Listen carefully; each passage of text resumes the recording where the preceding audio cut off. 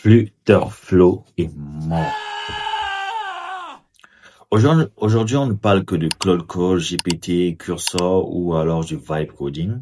Et beaucoup pensent que Flutterflow est devenu inutile. Alors que Flutterflow vient de sortir une grosse mise à jour. D'ailleurs, la plus grosse mise à jour pour moi, bien sûr, depuis ces 4 dernières années. Et il y a une question qui me revient tout simplement à l'esprit. Est-ce que Flutterflow est encore utile en 2026? Alors, on répond à cette question dans cette vidéo. En 2024, on avait des outils comme Flutterflow, Lovable, Bubble, Bolt, Webflow qui nous permettaient de créer des applications sans vraiment connaître coder et de manière facile et rapidement. Et voilà. Et ça nous aidait. On a créé plusieurs applications. Moi, personnellement, j'ai travaillé sur plusieurs projets Flutterflow de référence. Et puis est venue l'expansion des IA comme Lovable, Bolt, Claude Code, Codex et toute la clique. Voilà. Aujourd'hui, il suffit juste de dire, voilà, à l'IA, crée-moi une application comme Uber et après des minutes, l'IA vous génère une tonne de code et une application, bon, fonctionnelle ou pas, voilà, une application quand même, d'accord. Alors la vraie question aujourd'hui, c'est est-ce que si je peux y demander à l'IA de me créer une application avec une seule phrase, pourquoi est-ce que je continuerai à utiliser Flutterflow? Alors voyons cette menace de l'IA sur Flutterflow. Flutterflow a compris tout simplement que l'IA n'est pas son ennemi. Il faudrait en faire plutôt un allié. C'est pour ça qu'ils ont sorti la version 7.0. Je fais pas cette vidéo pour faire la publicité de Flutterflow, mais juste pour montrer que Flutterflow est toujours d'actualité, d'accord? Alors, dans cette version 7.0, moi, j'ai retenu quelques armes, voilà, quelques sujets et quelques points forts dont j'aimerais partager avec vous. Peut-être si vous avez déjà eu à travailler sur Flutterflow ou bien si vous voulez aller sur un outil qui vous permet de créer de vos applications et avoir le contrôle 100% sur, par exemple, Fontaine. Je vais me limiter là. Vous pourrez encore aller peut-être sur Flutterflow. Alors, je vais tout simplement vous donner les armes de la version 7 de Flutterflow et dire ce que moi j'apprécie là-dessus. D'accord? Alors pour moi, la première arme, c'est même la meilleure en tout cas, c'est tout simplement le support MCP. Flutterflow a développé tout simplement le support MCP afin de permettre à toutes les IA, les intelligences artificielles, de se connecter à Flutterflow. Alors si vous ne connaissez pas ce que c'est qu'un MCP, c'est tout simplement une sorte de port universel, port USB universel pour les agents IA vers les services externes ou des données externes. C'est pas moi qui dis, c'est Google. Ok.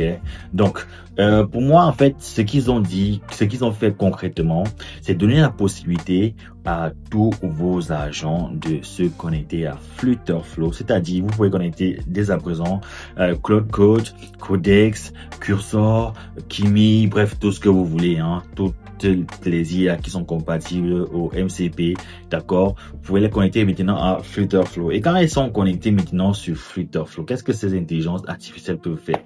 Eh ben, c'est tout ce que vous pouviez faire, pardon, de vos propres mains. Maintenant, ces intelligences artificielles-là peuvent les faire.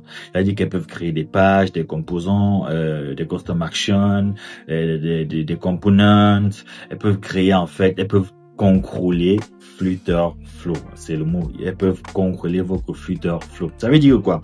L'agent peut faire des modifications et puis vous arrivez sur Flutterflow, vu que c'est un éditeur visuel, parce que c'est le principal avantage vraiment, vu que c'est un éditeur visuel, vous pourrez dire, ok, l'agent a créé un bouton qui me plaît pas. Au lieu d'aller demander encore à l'agent voilà, tu vas sur le bouton tel, tu fais. Non, vous pouvez aller directement sur Flutterflow, modifier le bouton comme vous le voulez, modifier les actions et puis voilà, c'est le must. Je pense que c'est pour moi, je dis bien pour moi, c'est la meilleure des fonctionnalités qu'ils auraient pu faire et ils l'ont fait. La deuxième arme qui est tout aussi importante, c'est le test pilote, ok? Le test pilote, c'est quoi sur Flutterflow? En gros, vous avez développé une fonctionnalité et vous allez élaborer une sorte de scénario de test, ok? On va dire sur le test pilote, vous décrivez votre scénario de test. Ça peut être tout simplement l'authentification. Pour avoir une authentification où la personne va créer son compte, il va remplir son profil, il va remplir 2, 3 questions et tout et tout. Bref, ça peut être tout ça en gros qui évoque authentification. Ce qu'il faut savoir aussi, c'est que vous pouvez même créer des groupes de tests, ok? Des groupes de tests pour une fonctionnalité. Et même dans ce groupe, vous pouvez ajouter plusieurs scénarios. Et qu'est-ce que le test pilote va faire? Vu que c'est un agent IA qui est intégré dans Flutterflow, il va faire des tests automatiquement en respectant vos scénarios, ok? Et il va produire des captures d'écran, il va savoir si le test est conclu ou pas, il va vous donner tout le rapport, il va tester, il va vous dire si le test est concluant ou pas. En gros, c'est un game changer. Surtout pour les paresseux comme moi, comme ça là. Parce que moi, quand on parle de tests, je suis du voilà. J'aime bien tester, mais me répéter une fois, j'aime pas trop. Et le test pilote, c'est vraiment quelque chose de vraiment important. Alors ça, c'est une arme que je valide à 100% aussi.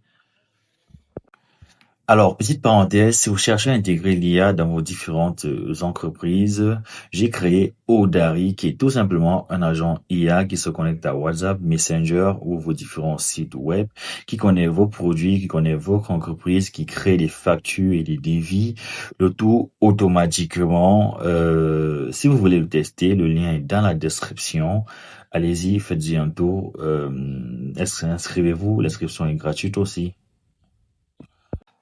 Ok, la troisième arme importante aussi toujours dans cette mise à jour là, c'est la possibilité de créer ses propres agents IA dans Flutterflow. Ok, donc c'est dans Flutterflow.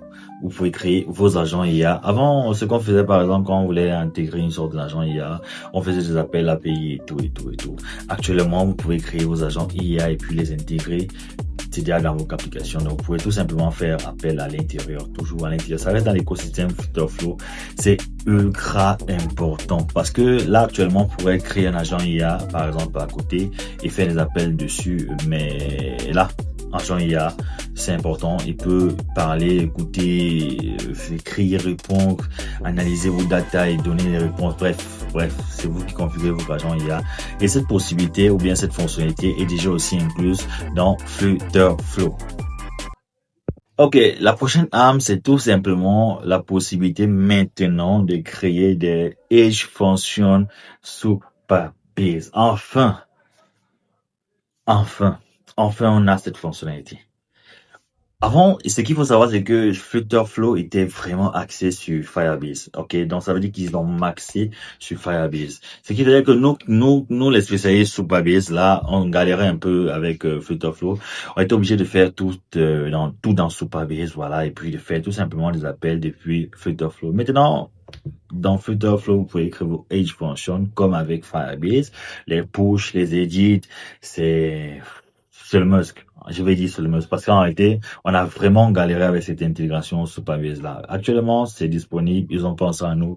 Merci Flutterflow d'avoir fait cela. Bon, la prochaine arme est minime, mais elle est importante. Voilà, c'est tout simplement l'organisation du code.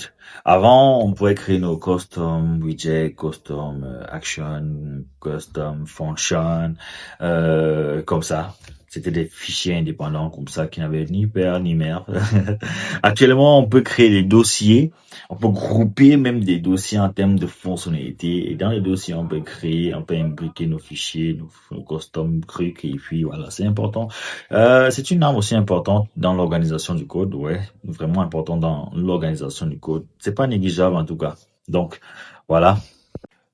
Alors en 2026, il n'est plus question de Flutterflow ou l'IA, mais c'est Flutterflow avec l'IA. Ok, si vous voulez vous voir détailler tous ces sujets ou bien toute cette grande fonctionnalité dans des vidéos, merci de commenter, tout simplement me dire de faire cette vidéo et je ferai toute cette vidéo où je vais vous expliquer chaque fonctionnalité et vous montrer comment est-ce que ça fonctionne. Alors Flutterflow, pour moi aujourd'hui c'est le game changer. Si vous ne connaissez pas coder et vous connaissez quand même utiliser l'ordinateur et vous voulez un produit déjà 100% personnalisé, moi je vous enverrai sur Flutterflow et vous ajoutez à ça votre meilleur outil IA. Ça peut être Cloud Code, ça peut être GPT, ça peut être Kimi, ça peut être GLM, tout ce que vous voulez.